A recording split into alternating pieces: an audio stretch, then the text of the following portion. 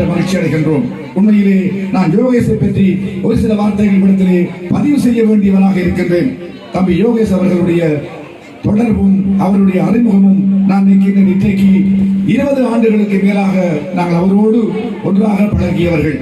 அந்த நாளிலிருந்து இந்த நாள் வரை அது நாங்கள் அந்த நேரத்திலே கூப்பிட்டது அப்படி அல்ல, இன்று தம்பி யோகேஷ் என்று அருமையாக அழைக்கின்றோம்.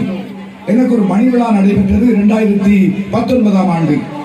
சொன்னார், அண்ணன் மணி விழாவை நாங்கள் செய்வோம், நீங்கள் ஒன்றுக்கும் பயப்பட தேவையில்லை. தன்னுடைய அணியோடு வந்து இறங்கினார். சமையல் பொறுப்பை தானே தலைமையிலே சுமந்தார். நாங்கள் வேண்டிக் கொடுத்தது 2 ஆடு.